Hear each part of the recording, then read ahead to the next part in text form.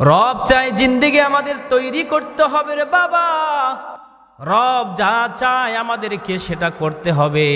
সিবাগাতাল্লাহি ওয়া মান আহসানু মিনাল্লাহ,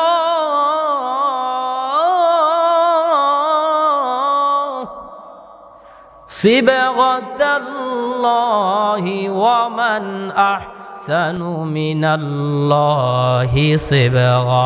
আল্লাহু আকবার। এ বাবা, আল্লাহ বলে রবের রঙে রঙিন হও। রব কি চায় সেটা বুঝো।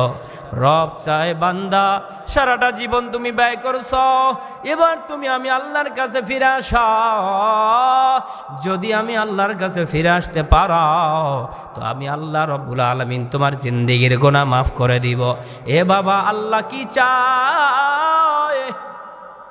জমিন বড় ফসল দিল, সব ফসল তুমি খাও, খাওয়া শেষে রবের শুকরিয়া আদায় করো। আল্লাহ এটা চায়। এ বাবা, আজান হলো, নামাজ পড়ো, নামাজটা আল্লাহ চায়। ফান্তাশিরু ফিল আরদ ওয়াবতাগু মিন ফাদলিল্লাহ। নামাজ হলো বান্দা তুমি জমিনে ছড়িয়ে পড়ো, রব এইটাই চায়।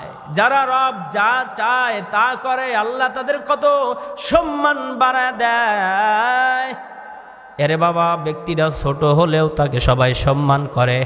ব্যক্তিরা যদিও ছোট, কিন্তু রব চাই জিন্দেগি তৈরি করেছে তো তাকে কত সম্মান করা হয়, তাকে কত ভালোবাসে মানুষ। এ বাবা, আমিও তো ছোট্ট মানুষ, সারা বাংলাদেশের কত প্রান্তরে ছুটে গেলাম। এ বাবা, বাংলাদেশের প্রত্যেকটা সেক্টরে গিয়েছি রে বাবা, কত জেলায় গেলাম। বহু মানুষ, কত দামি দামি মানুষ, এমপি মন্ত্রীরা পর্যন্ত এসে আমাদের সাথে হিংসাপ করে। এটা আমাদের ব্যক্তিত্ব নয়, এটা আমাদের ক্রেডিট নয়, বরং এইটা কোরআনের কারণে, রবের সাথে সম্পর্ক থাকার কারণেই সম্ভব হয়। এ বাবা, এই জন্য রব চাই জিন্দেগি তৈরি করতে হবে। এ বাবা, যারা রবের কথা অনুযায়ী চলতে পারে, রব যা চায় তা অনুযায়ী চলতে পারে, আল্লাহ তাআলা ওই বান্দা যা বলে তা কবুল করে নেয়, যা কল্পনা করে তা দিয়ে দেয়, যা আশা করে আল্লাহ তাআলা তাকে তা দিয়ে দেয়। এ বাবা, আপনারা জানেন আল্লাহর একজন ওলি ছিলেন। কোন এক এলাকার ভিতরে এই ওলির কাছে মানুষগুলো যাইত, আর গিয়ে বলছে, আল্লাহর ওলি, আমরা নদীর এলাকায় বাস করি, নদী মাতৃক এলাকার ভিতরে বাস করি, নদী আমাদের বাড়িঘর ভেঙে নিতেছে। এবার আপনার কাছে আমাদের দরখাস্ত, আপনি মেহেরবানি করে আল্লাহর কাছে দোয়া করেন যাতে করে নদী ভাঙ্গা বন্ধ হয়ে যায়। এ বাবা, পুরা এলাকার মানুষ যখন আল্লাহর ওলির কাছে এসে আবেদন করলো, আল্লাহর ওলি, জানি আপনার সম্পর্ক আল্লাহর সাথে ভালো, আমরা জানি আপনি সবসময় আল্লাহর ধ্যানে থাকেন, আমলে থাকেন। এ বাবা, আপনার কাছে আমাদের সমস্ত এলাকাবাসীর দরখাস্ত, আপনার কাছে আমাদের সবার দরখাস্ত, বাগদাদ শহরের সবার দরখাস্ত, আল্লাহর ওলি, আপনি একটু আল্লাহর কাছে দোয়া করুন, আল্লাহ যাতে করে নদী ভাঙ্গাটা বন্ধ করে, আমাদের বসত বাড়িগুলোকে যেন আল্লাহ তাআলা রক্ষা করে, আমাদের ঘর বাড়িগুলোকে যেন আল্লাহ তাআলা রক্ষা করে, শিক্ষা প্রতিষ্ঠানগুলো যেন রক্ষা করে, মসজিদ মাদ্রাসাগুলো যেন নদী ভাঙ্গন থেকে রক্ষা করে। বাবা, ও আল্লাহর ওলি, আপনি একটু আল্লাহর কাছে দোয়া করুন যাতে করে আল্লাহ আমাদেরকে আল্লাহ তাআলা ছাড় দেয় নদী ভাঙ্গন থেকে। এ বাবা, এই দোয়া করার জন্য যখন বাগদাদ শহরের সব মানুষ একত্রিত হয় সেই আল্লাহর ওলির কাছে গেল, আল্লাহর ওলি যখন দেখলো সবাই আছে আমার কাছে, আর আমি যদি দোয়া না করি তাহলে তো হয় না, এবার আল্লাহর ওলি দোয়া করার জন্য নদীর কাছারে চলে গেল। কন্যা আল্লাহু আকবার। নদীর কাছারে চলে যাওয়ার পর আল্লাহর ওলি দেখতেছেন যে হ্যাঁ, এখানে ঠিকই নদী ভাঙতেছে, নদীর ক্রোধ অনেক বেশি, নদীর স্রোতও কিন্তু অনেক বেশি, নদীর ক্রোধ অনেক বেশি, নদীর স্রোত অনেক বেশি। এ বাবা, আল্লাহর ওলি সেই জায়গার ভিতরে দাঁড়ালেন, দেখতেছেন নদী ভাঙতে চাচ্ছে, শুধু নদীর ফিগার অনেক, রাগ অনেক, নদী শুধু বসত বাড়িগুলো ভেঙে দিতে চায়, জমিগুলো ভেঙে দিতে চায়।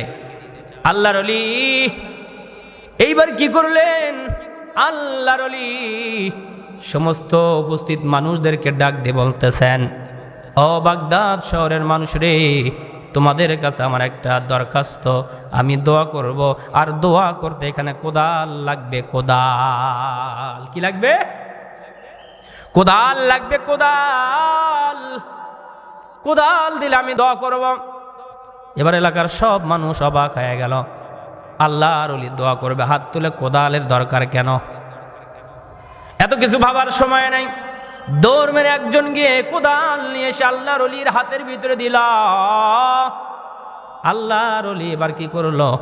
দোয়া না করে নদী যেই দিকে ভেঙে নিতেছে, নদীর দিকে কোদাল দিয়ে কুপায়া কুপায়া চুটায়া চুটায়া নদীর পারগুলো কুবায়া কুবায়া কেটে কেটে সবগুলা নদীর ভিতরে ফালায় দেওয়া শুরু করল। কাজটা উল্টা হয়ে যাচ্ছে না? কাজ উল্টা হয়ে যাচ্ছে।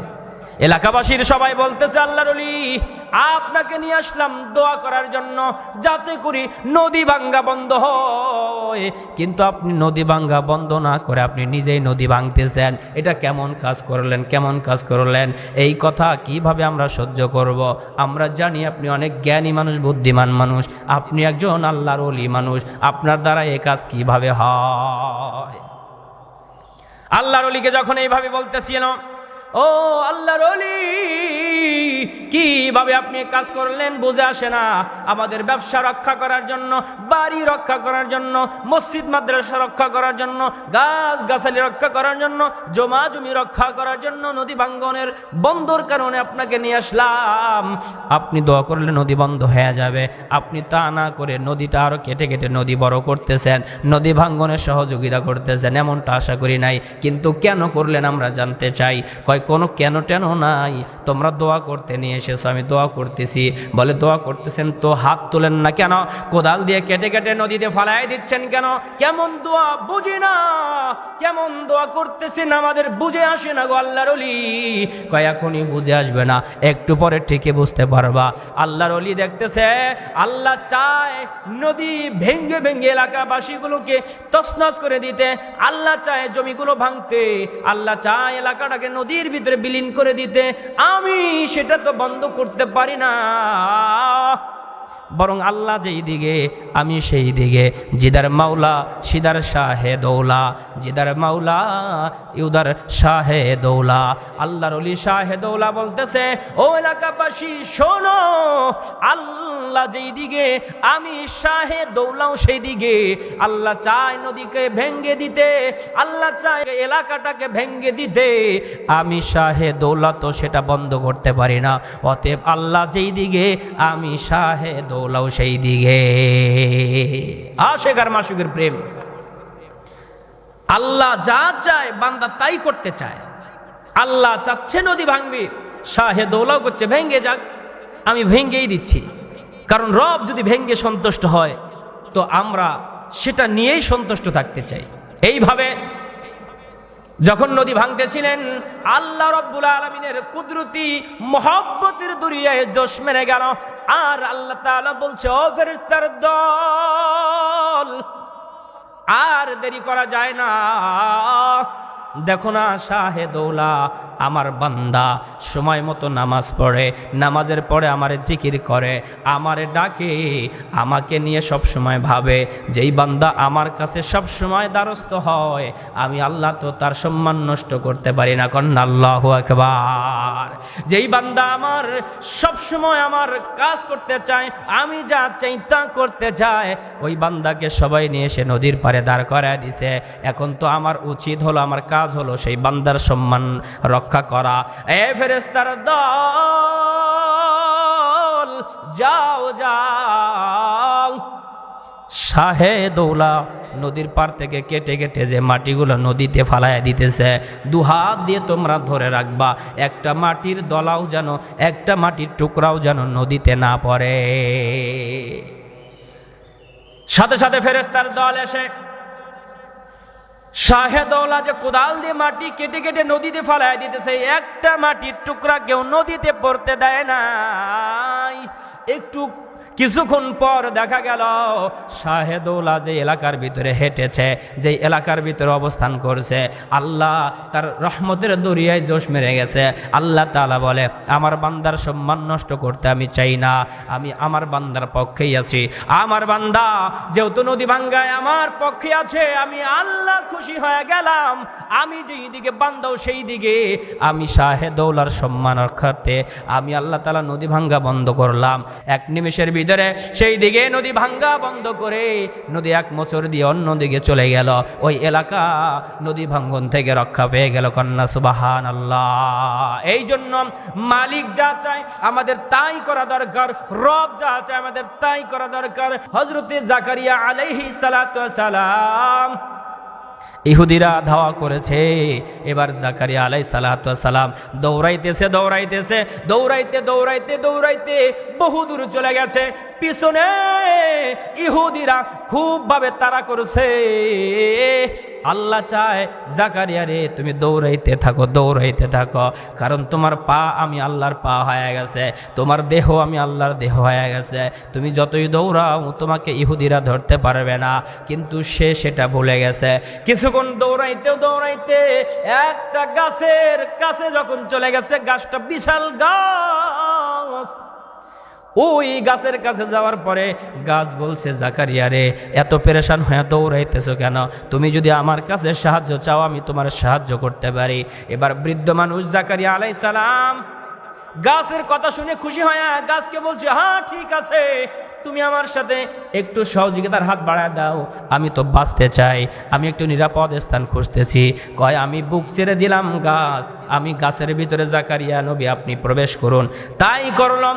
গাছের ভিতরে যখন ঢুকে গেল, ইহুদির দল দৌড়াইতে দৌড়াইতে গাছের কাছে চলে আসছে। আর গাছের কাছে আসার পরে বলছে, একজন মুরব্বী মানুষ সেখানে দাঁড়ায় আছে, মানে শয়তান মুরব্বী হয়ে দাঁড়ায় আছে। শয়তান বলতেছে, এ ইহুদির দল, কারে খুঁজতেছো, কারে খোঁজা? কয় এই দিক দিয়ে কি জাকারিয়া নবী গেছে নাকি? কয় হ্যাঁ আমি দেখেছি।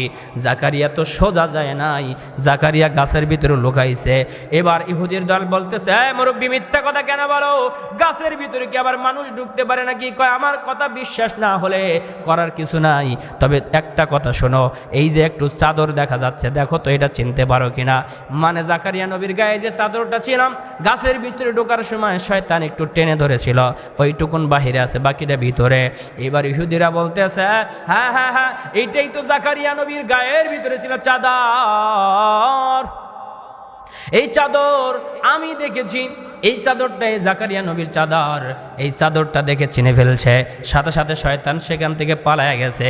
আর ইহুদিরা বলতেছে, কি করা যায়, কি করা যায়, তাকে কিভাবে বের করা যায়? একজন ইহুদি বলছে বের করা সম্ভব না, তাকে গাছের ভিতরে চিরে বের করতে হবে। হ্যাঁ ঠিক তাই করা হলো। একটা বড় করাত নিয়ে আসা হলো। এই করাতটা কি করলো, উপর থেকে চিরতে চিরতে একবারে দুখিন্ডিত করে ফেলা হলো। এই গাছ চেরার সময় যখন করাত জাকারিয়া নবীর মাথার উপরে এসে আঘাত হানছে, এখন চিৎকার করবে করবে অবস্থা। জাকারিয়া নবী যখন কান্না করবে, আল্লাহ বলছে, খবরদার না রে জাকারিয়া না, একটু যদি শব্দ করো নবীয়তের দপ্তর থেকে তোমার নামটা বাদ পড়ে যাবে। এবার সে যতই কষ্ট হোক না কেন স্থির থাকলো। এমন তো অবস্থায় স্থির থাকলো, জাকারিয়া নবী দ্বিখণ্ডিত হয়ে গেল, কিন্তু একটু শব্দ করলো না, কারণ আল্লাহ বলছে শব্দ করা যাবে না, তাই তো শব্দ করে নাই। এই জন্য রব চাই জিন্দেগি আমাদেরকে তৈরি করতে হবে, রব যা চায় সেটাই করতে হবে। আল্লাহর সন্তুষ্টি আমাদের সন্তুষ্টি, আল্লাহর দরবারে হাজিরা দিতে হবে। তাই আল্লাহর দিকে আমাদের রুজু হয়া রবকে সন্তুষ্ট করেই যেন কবরে যেতে পারি। আল্লাহ আমাদের তৌফিক দান করেন, জোরে কন্যা আমিন।